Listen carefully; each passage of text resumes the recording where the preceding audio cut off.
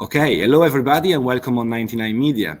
Today I've got the great honor of having with me Professor Radhika Desai, who I don't think needs a lot of introduction. She's a prolific author and professor of, I think, political economy. Is that correct? Political studies and political economy. At the University of Manitoba. Is that correct? And so today we're going to talk about the topic of the dollarization. And I just want to kickstart the interview with an open question. So I wanted to start asking, sorry, this is the wrong panel. Apologies, I had my question written down. So I wanted to start with an introductory question. In a traditional perspective, an equal exchange was seen as the main driver of economic imperialism.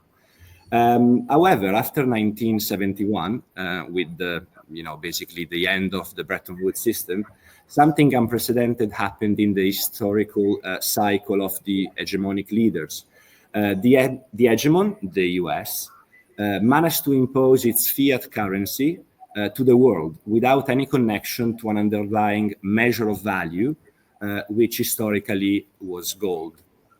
Now, I'm not a gold bug. I'm not suggesting to go back to the gold standard, but I think that understanding the concept of the exorbitant privilege is really key to analyze the evolution of modern imperialism and the struggle to dollarize the international economy. So if you could clarify for us this fundamental concept and its link to the idea of fiat currency. If you could even clarify what fiat currency is, because it's not clear probably to many viewers. Sure. I mean, let me say that actually all currencies are fiat currencies. There is no money. Money is not, people think that in the past, before 1914, we had a gold standard. No, we didn't have a gold standard. We had a sterling standard, which was, in which the Bank of England was committed to retaining the value of sterling, retaining a certain value of sterling in relation to gold. But otherwise, gold had nothing to do with it. So what happened in 1971 is that the US government said that it was not going to commit anymore to exchanging the dollar for gold and to maintaining any particular value of the dollar. And a lot of people have marveled at, everybody thought that this would be the end of the dollar system, but look, it's gone on. So, they were right and so on. But, and of course, there has been this a very large part of the discipline of what's often called international political economy is focused on this hegemony stability theory, which says, that the currency of the biggest country, most powerful country will naturally be the currency of the world, that this has been a hegemonic function before the United States is hegemonic today. Before the United States, the UK was hegemonic, and various people have also stretched the narrative further back, taking us back to Holland and the Italian city-states and what have you. But quite frankly, what I've found in my work on what I call geopolitical economy is that all of these ideas are extremely questionable. And they were all evolved. The ideas were developed in order to justify American actions as being in the interest of the world. And that somehow and justify the dollar's world role, which became the United States' principal way of essentially imposing its control on the world, that the dollar's world role was somehow completely natural. But in fact, it is profoundly unnatural. So let me just underline this by pointing out perhaps the most important difference between the dollar system and the sterling system. So this people will say, okay, the dollar, whatever you think of the dollar system, at least the sterling system worked. But the sterling system was not the currency of a particular country. The sterling was an imperial currency. And the key difference here between it and the dollar system is that under the sterling system, the UK provided the world with liquidity, provided the world with sterling by exporting capital. It engaged in vast capital exports.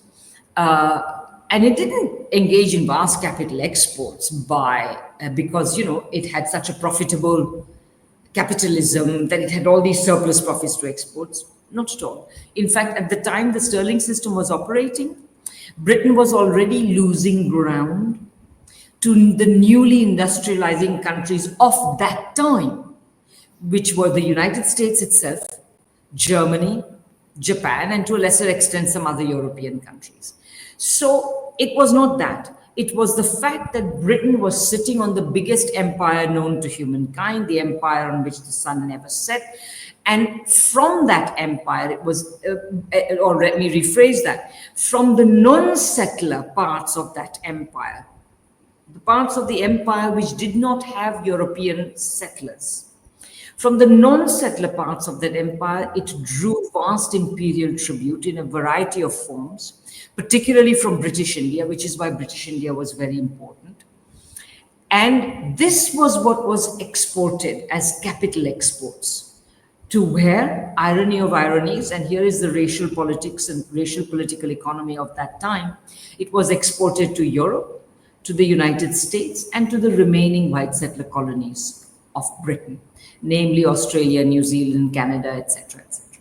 So, and it is not a surprise that, of course, the period of the sterling standard was the period during which these countries industrialized. The dollar, and even in this powerful form, even as the currency of this great empire, the sterling system was not stable. There were many instabilities. If you like, we can talk about that. But for now, let me confine myself to saying that these instabilities were apparent by the early 20th century. And at that time, American elites essentially thought, well, if the UK loses its grip over the world, loses the dominance that it has enjoyed over the world, then we will be next.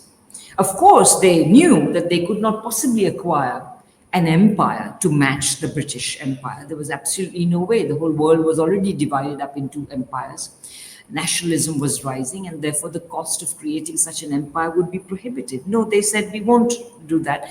We will simply make the dollar the world's money. But here lies the rub, as we've just talked about. As we've just said, sterling's ability to be the world's money was reliant on the British Empire. Without an empire, the United States could not possibly export capital. It didn't have any surpluses to export. So it provided the world, it has always provided the world with liquidity by running deficits. The problem with this was already pointed out by Robert Triffin the Belgian economist Robert Triffin back in the 1950s, late 50s. He said that the problem with this is that, of course, the bigger your deficits, the more liquidity you provide to the world in this manner, puts downward pressure on the dollar because the dollar becomes unattractive, you're running big deficits, etc.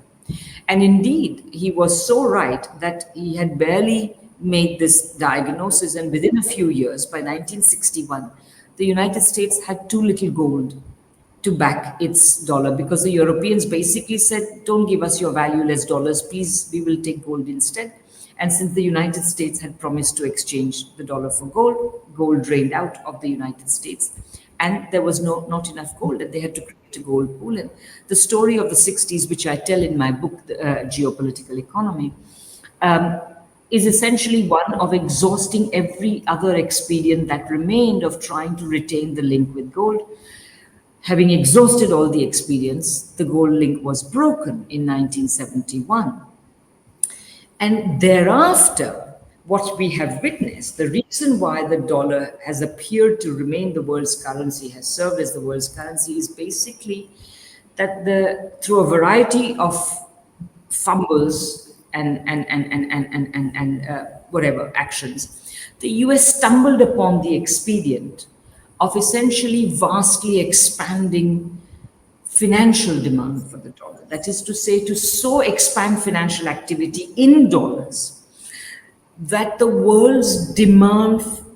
would demand dollars for this financial activity, not for any productive activity. And so that's what we've seen there.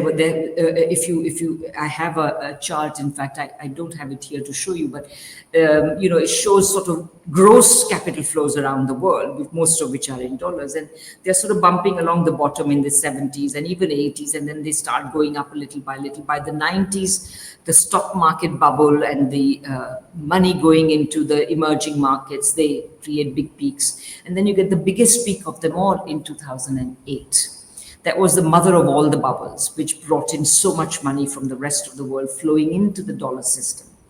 Not all the rest of the world. I actually call the 2008 crisis the North Atlantic financial crisis. It wasn't a global financial crisis because principally, apart from US financial institutions and UK financial institutions, it was the institutions of the Eurozone and European countries that had mostly invested in these toxic securities that were generated by the dollar system. So anyway, the point is, since then, the amount of funds flowing into the dollar system have actually gone down, which is partly why we are beginning to talk about, like we even have a prominent American economist, Kenneth Rogoff, publishing a book talking about the end of the dollar system.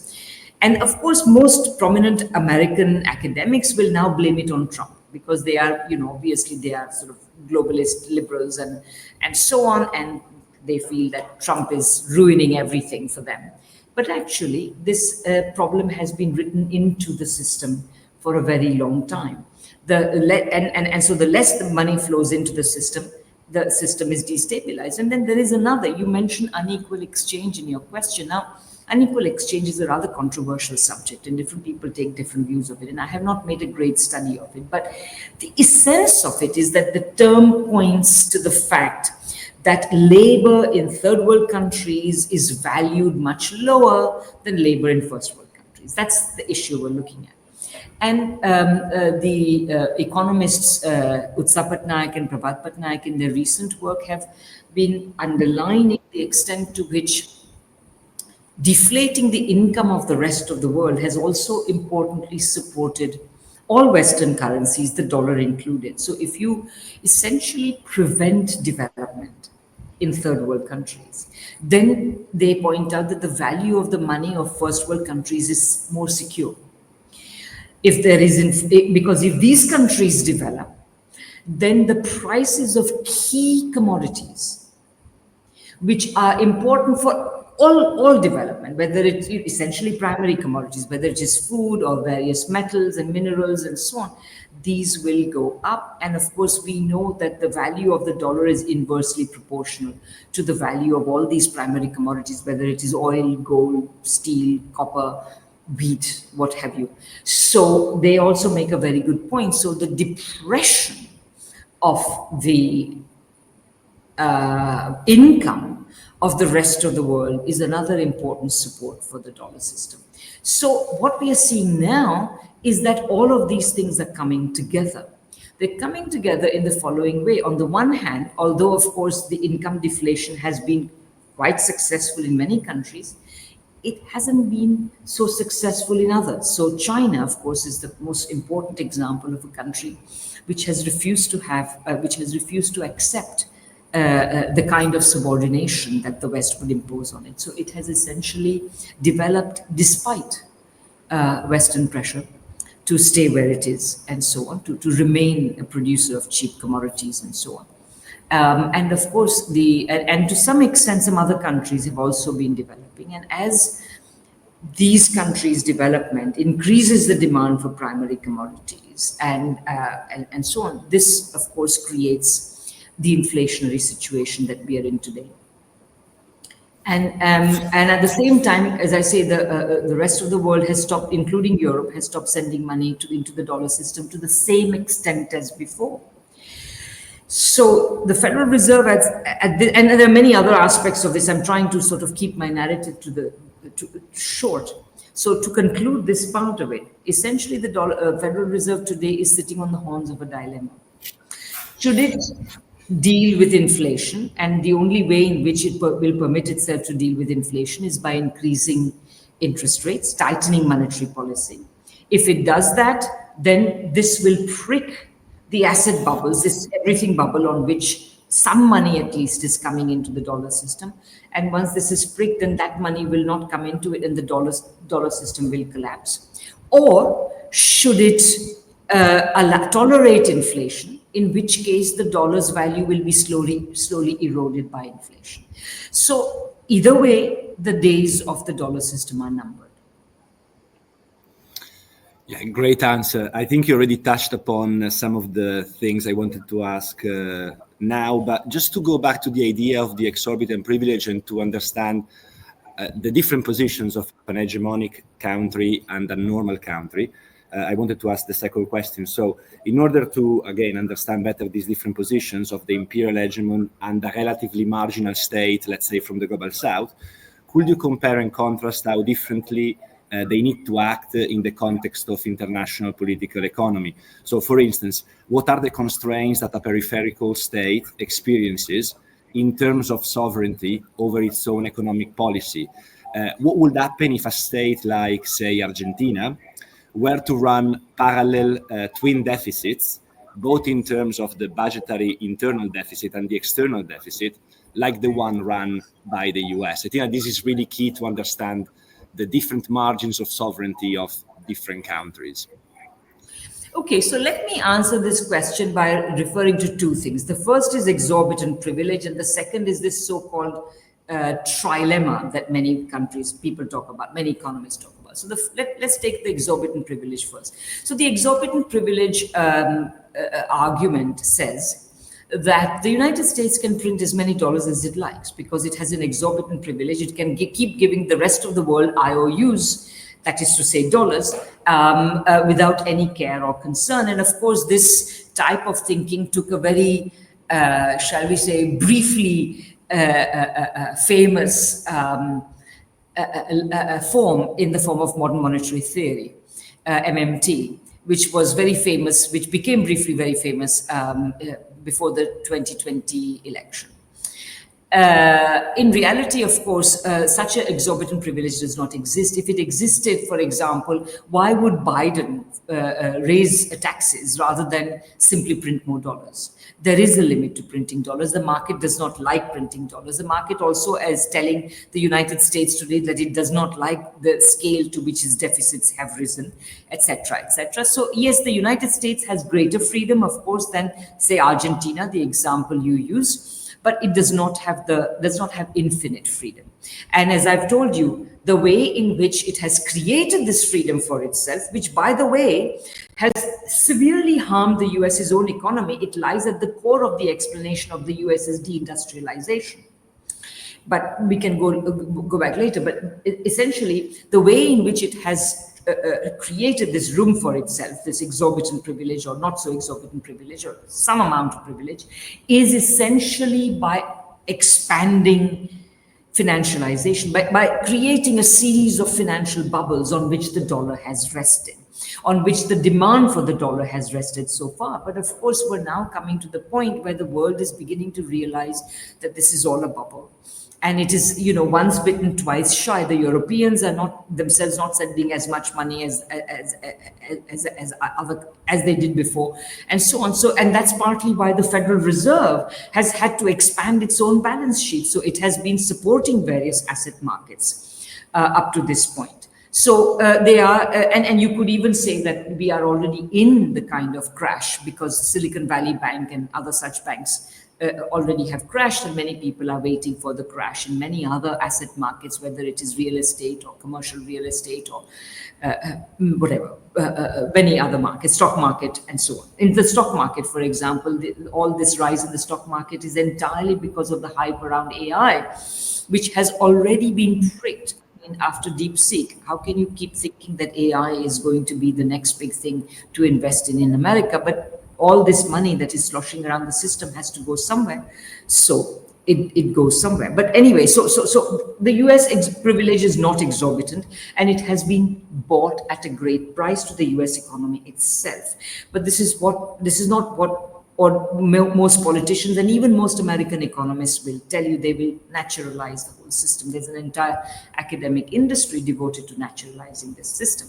Now let's come to this so-called trilemma. This is this is what is being told to all other countries, is that you cannot have stable exchange rates and autonomous monetary policy and free capital flows all at the same time. You can only have two of these things at the same time, so you have to pick. But to me, it's a no-brainer. There is absolutely no need for free capital flows. Once you have capital controls, then you can have stable monetary policy, you can have an autonomous monetary policy, and you can have a stable exchange rates. And if there is disturbance in the exchange rate, you also have the ability to devalue. But the key is you should not have free capital flows. But free capital flows lies at the core of the dollar system. The dollar system, as I've said, relies on money from the rest of the world flowing into dollar assets. Without such money flowing into dollar assets, it cannot function, right? So to me, once the world wakes, in fact, here's the other thing, a lot of people talk about de-dollarization, and that's what we're here to talk about. And my line on it is that most people, when they're talking about de-dollarization, they point to the efforts made by countries like BRICS and China and so on to set up alternative payment systems and so on. Yes, that's an element of de-dollarization that will help de-dollarization. But to me, especially given the fact that payments for trade and investment are a really tiny fraction of the total of international financial flows, which are flowing into and out of the dollar system, because most of the money is flowing in and out for speculative reasons and for reasons having to do with predatory lending. So if you have capital controls, you will put a stop to this. And so this kind of dollar system wouldn't exist. And the small amount of money that needs to change hands in order to facilitate world trade and world investment can be managed in a completely different way.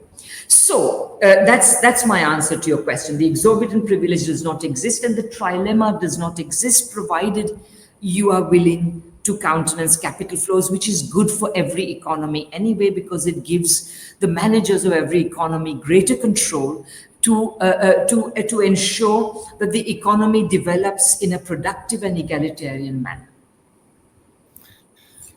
Great. I think I will try to merge two questions in one, because you've already clarified some of these points. So first, I wanted to ask you if you could clarify, which I think you already did, but more explicitly, the difference between a de-dollarization of the current account and a de-dollarization of the financial account. And even within the financial account, I will say that there will be a difference between, let's say, a try to de-dollarize also the speculative financial account, rather than capitals that could be invested productively in let's say, real infrastructural investment. So, and sorry, it was a long premise, but I still want to add something.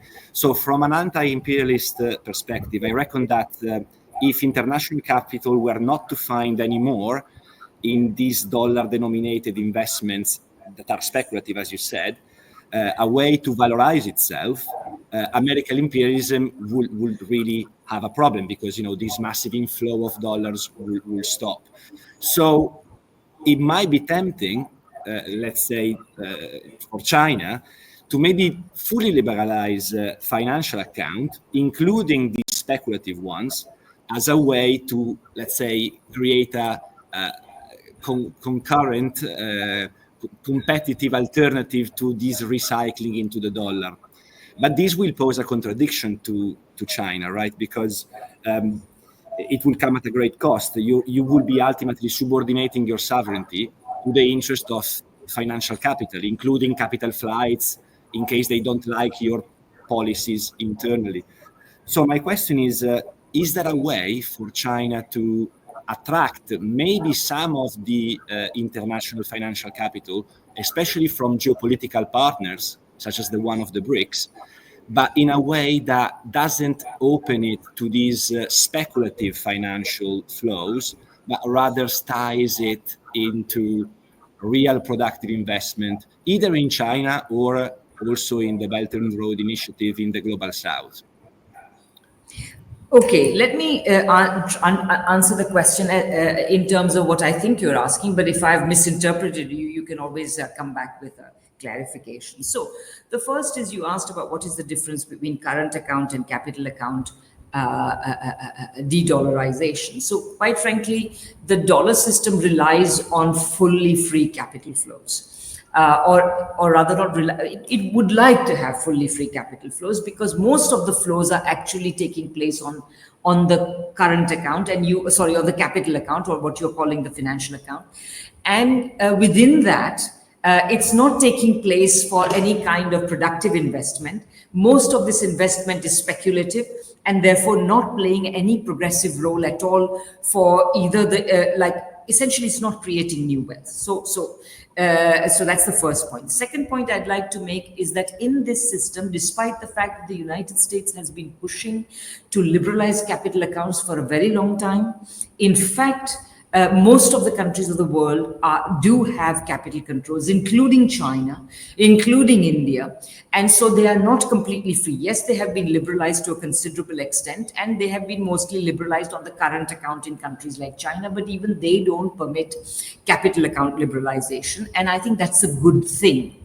And in any case, most of the as I say, the funds that would flow if you had complete liberalization would be speculative, predatory, adding nothing to your economic well-being. So that's my answer to your first question. Your second question, you asked about, whether,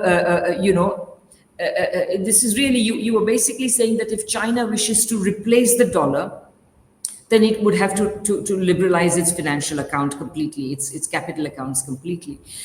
But then you, I think, rightly pointed out that if doing so would be, quite frankly, it would be the death of the Chinese model, death of China's astonishing development record. It would be the end of it.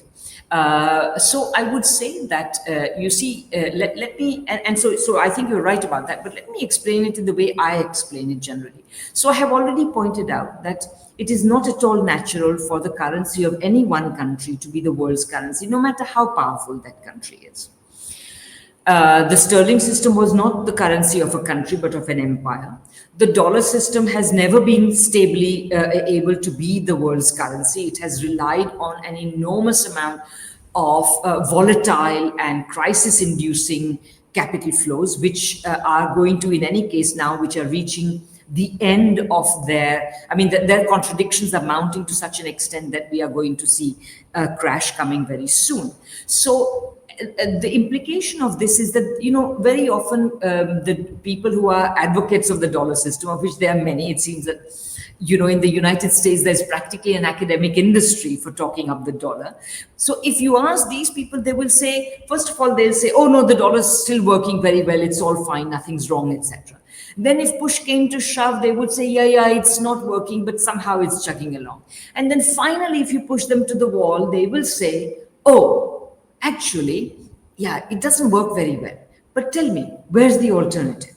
Yeah, there is no alternative. And they point out that whether it is the mark at its time, or the euro today, or Japanese yen, or Chinese renminbi, none of these countries have been willing to internationalize their currencies in the same way as the dollar. And quite frankly, it's not rocket science. The reason why these countries will not allow their currencies to be internationalized is precisely because if they were to do so, they would suffer American scale deindustrialization.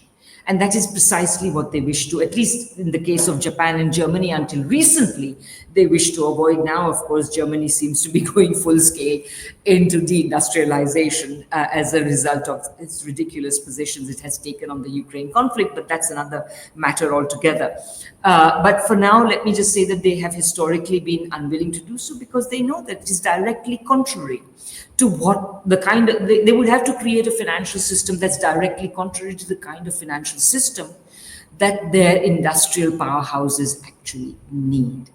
So then what is the solution? The solution will, most immediately, it seems to me that in the coming years, assuming that there will be some kind of end and crash of the dollar system, which I anticipate, we will have a regional system centered around multiple currencies, of which the dollar will be one, but there will also be the euro, there will also be the yen, there will also be the renminbi, and so on. So we will see a multipolar currency world.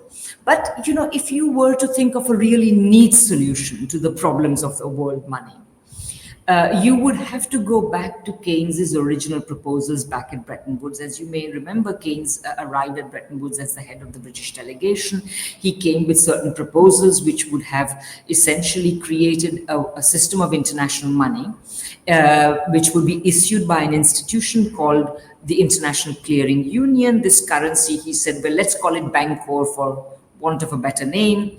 And he said that this ICU would issue Bancor to every country depending on its trade needs. And then he rolled out a number of principles, that there would be the responsibility for adjustment in the case of imbalances would be both for creditor and debtor countries, both for trade surplus and trade deficit countries, which I think was a very good principle because it would have created balanced development for the world. He also pointed out that the value of Bancor should be based on some 30 most widely traded commodities, etc. So, he compiled a whole bunch of really important and interesting principles. And I think that if you really wish to create a genuinely just, fair, developmental international money system, then these principles and this idea should be looked at, because anything else is going to be some or the other kind. It's going to either not work properly or involve some kind of domination and subordination relationship between countries, and so on. And then I think you had a third question about international financial capital. I think that if international financial capital, if there is a crash in the everything bubble, that is to say there are a series of crashes in all these overinflated US asset markets, you will in any case see a pretty big crash around the world of the money flowing into this dollar system. And creating a system that takes care of merely the trade and investment needs of the world involves far fewer dollars, far less money, because that is a tiny fraction of the total amount of money that's flowing across borders today. So that should not be a big problem. It should be relatively easy. But as I said, the big obstacle there will be okay. So here I just remembered another point I wanted to make. The BRICS countries have long been talking about de-dollarization, but unfortunately they haven't been able to make much headway in terms of creating these institutions. And I think the main reason is that in some of these BRICS countries, I would say India, South Africa, and Brazil are in the forefront of these. I'm not talking about Russia and China. These BRICS countries have capitalist elites that are still committed to the dollar system in the sense that that's where they put their money. And they are, if you have governments in power in these countries that are still subservient to the interests of these big corporate capital in these countries, then they are not going to move very fast towards creating this sort of system that we are just talking about. Yeah, I think first of all, you fully understood what I wanted to ask about. Just to take it one step further to what you were just saying now. So, I would say that the issue now for China might be to find an alternative way for these capital surpluses that are currently accumulating, I would say, well, in many of these BRICS countries, especially also in the exporters of oil and energy products. So my point is, given that currently these surpluses have been recycled via the financial account into the everything bubble of the US, if it was possible for China, maybe using instruments such as the central bank digital currencies, to offer some sort of remuneration to these foreign international capital, but not in a way that would imply opening up its financial capital flows and to financialize as if it was a new capitalist hegemon, but rather to link them to productive investments, either in China or in the global south. So to give this international capital an alternative to the let's go back to Wall Street and boost the everything bubble. I don't know if... Yeah, I mean, I think you're asking a really interesting question. So let me answer it in the following way. First of all, you have to understand that the capital that is going into the everything bubble, I mean, I don't think you were saying that, but just for the sake of clarity, let me say it's not going from China. China has capital controls. It's not the Chinese that are investing in the everything bubble. It's to some extent Europeans, although less than before. And then, elites from elsewhere who may be investing in these assets. But it's not primarily from China. And the Chinese accumulation of reserves, which is often pointed to as the support of the dollar system, it's a complete misunderstanding. The reserves that China has, people say, oh, China owns, X% of US reserves, and they cite some very large number. That number only looks large if you look at the proportion of China's reserves as a proportion of foreign holders of reserves. And even there, Japan has now become number one. China is no longer number one. But these foreign holders are themselves less than 30% of the total holders, the rest of whom are American individuals and entities. So if you look at a chart, which I have often shown in some of my lectures, and some of my YouTube shows, my geopolitical economy hour shows, you will find out. So these, that's what really props up the dollar system is the vastly greater amounts of money that are flowing into asset markets that are denominated in dollars, okay? And that is not China's reserves. China just buys treasuries. It does not buy commercial real estate and whatever. So that's the first thing. The second thing I should say is that, this kind of financialization would not occur if the rest of the world were actually interested in productive investment. But it isn't. Somehow, although China, of course, as of all the countries that have been recipients of what we call FDI, which is productive investment, foreign direct investment in productive enterprises, China is, of course, disproportionately the highest recipient country of this.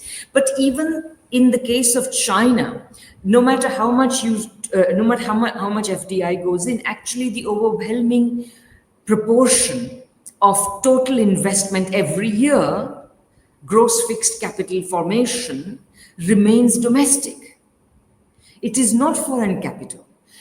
And if this is true of China, it is even more true of practically every other country which receives much less foreign capital. Okay, so the overwhelming majority of the investment made in around the world is domestic investment. What people call the globalization of production is not based on FDI, it's based on so-called global value chains. Now, quite frankly, I find this whole concept a little bit problematic because, there have always been global value chains. There was a global value chain when the American South was exporting cotton to the mills of Manchester. So what? This does not represent the globalization of production. You only have the globalization of production when companies based, companies invest all over the world, but they are not investing all over the world. They are creating market relationships with companies in other countries. So Walmart is buying, coffee makers or skateboards or whatever it is from certain producers in China. These producers in China are making their own investment. Okay, so the idea that all of these people are looking for productive investment is false. Okay, that's the second thing I want to say. They are only looking for portfolio investment. Now, as far as portfolio investment is concerned, why should China open up its markets to to some extent they're already open, but the point is that China already has local savers who are willing to invest in its markets and so on. So, I mean, whether China should open up its capital markets or allow or use CBDCs in order to permit. I mean, this is a moot question. I mean, China has, and besides, China is sitting on vast amounts of capital of its own, which it can invest in its own economy. It does not need foreign capital to invest. What China has historically done is it has allowed a foreign investment strategically. That is to say, in order to be able to develop certain industries that it doesn't have, and so on. So I think that quite frankly, if people want to make money out of productive investment, they should invest in their own darn economies. Why is, the fact is that Trump was elected with a promise to reindustrialize the United States. Well, why can't he compel American capitalists to invest in the United States? If he imposed capital controls tomorrow, they would have no option but to invest in the United States. And given that ultimately speculation can only do so much, ultimately they would be forced to invest productively. And every country should do that. The European Union should do that. I think that was really a great answer, because it's also clarified to myself some of my things. I was just wondering if maybe to create, to consolidate, let's say, political consensus within the BRICS, China might try to do some of these, let's give these idle capital some room for productive investment. So in a way to use this possibility to consolidate its geopolitical alliance. If that was more of a political move, given that it has got, as you said before, it has got a lot of FDIs, because the rate of profit in China and in the developing countries is much higher than in the West. So at least from a political standpoint, if that could make some sense. But I totally agree with what you said. Sorry, I just wanted to respond to that by saying that China has been investing in many other countries, both in terms of infrastructure and in terms of productive investment.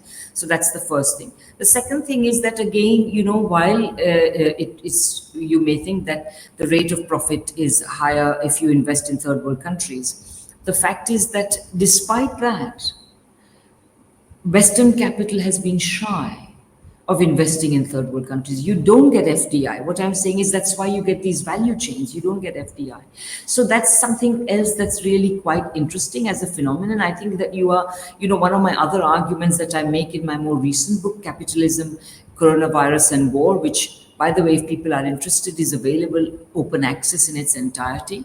One of the points I developed further, much more than I did in my book, Geopolitical Economy, is that we are really looking at a point of history where, it is now clear than ever before that capitalism is exhausted as a productive system. Now we can talk about that further, but basically it is unable to be an engine of productive expansion. That's the key. That was another great answer. I was wondering if any people in the audience wanted to ask a question. We've got a volunteer. Matteo, do you want to come here? So I'm gonna.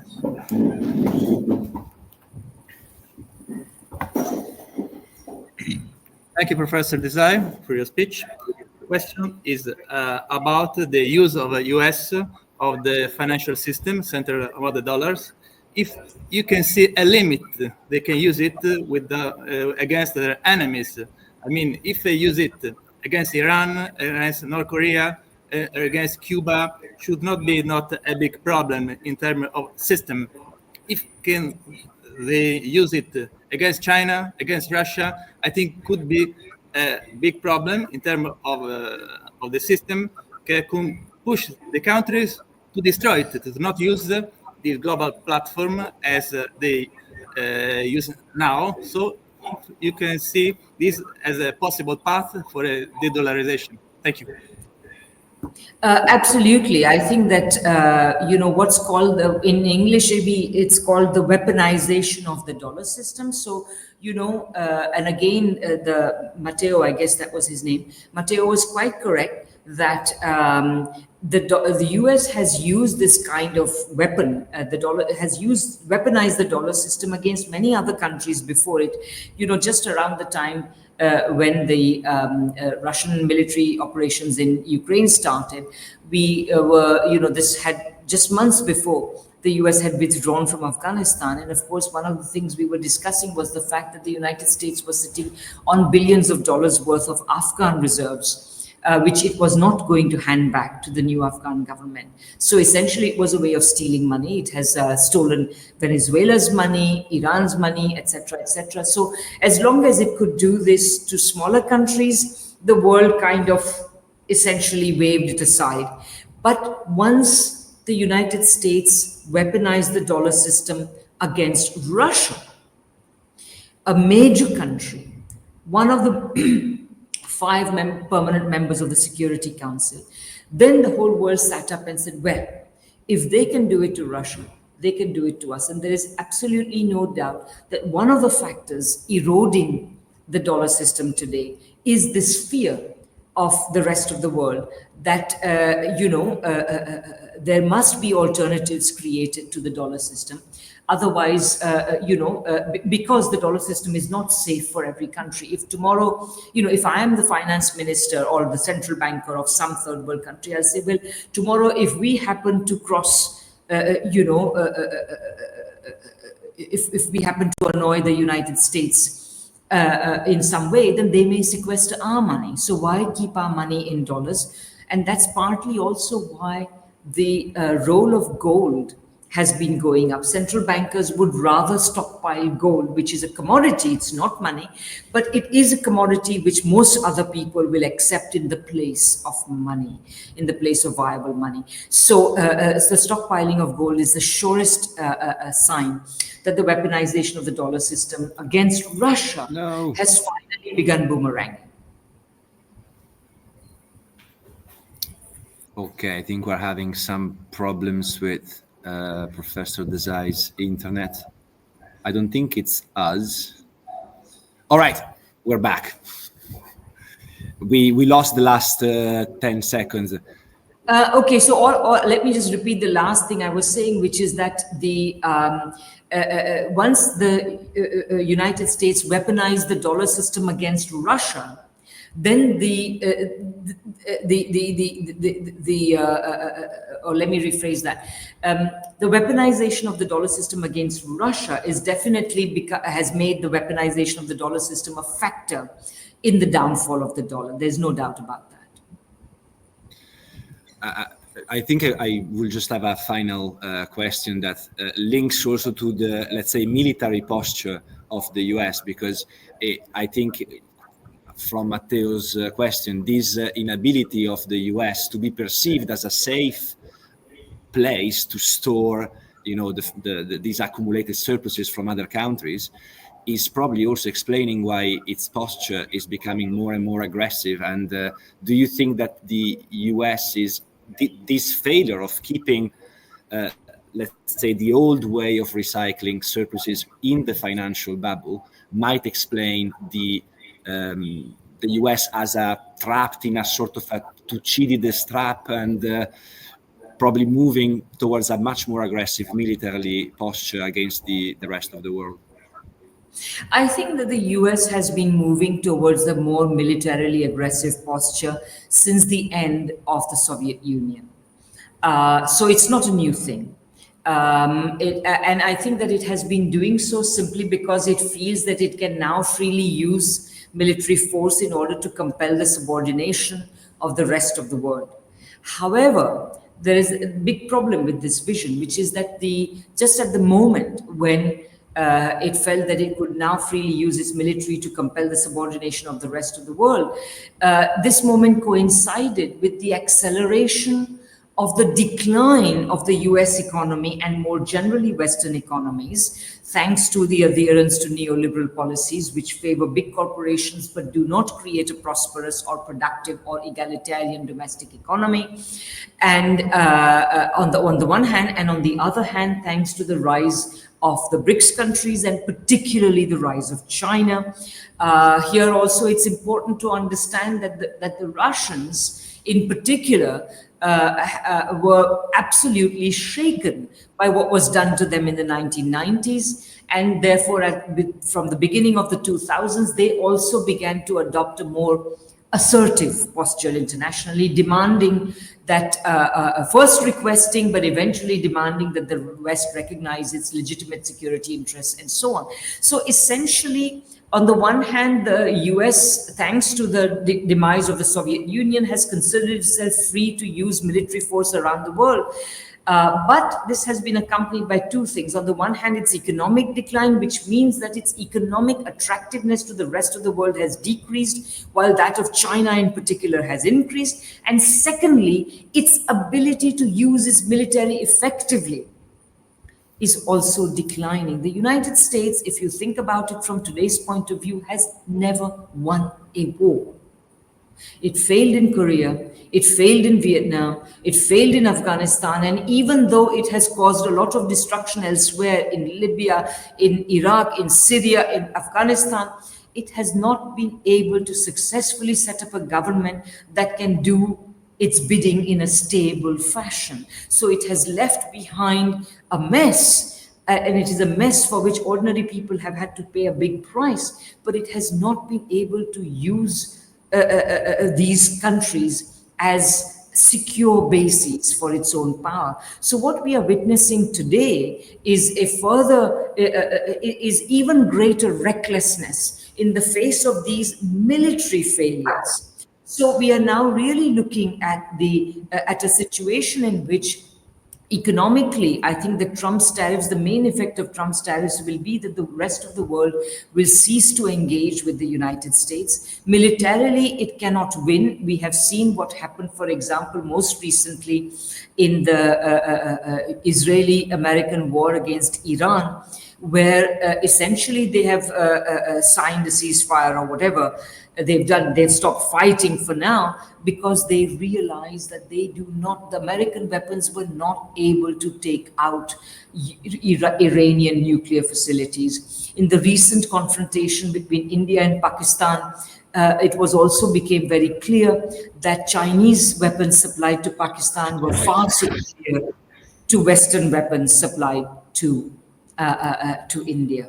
So for all these reasons, we are looking at a comprehensive decline of US power. All right, thank you very much. Are there any other questions from the room? Otherwise, I think we could probably wrap it up. It was really great to have you, Professor Desai, and hopefully this is just the first of a long series of interviews. Thank you very much. I really appreciate it. Thank you very much for having me, and I thank the audience for being there. Thank you. Goodbye then. Goodbye.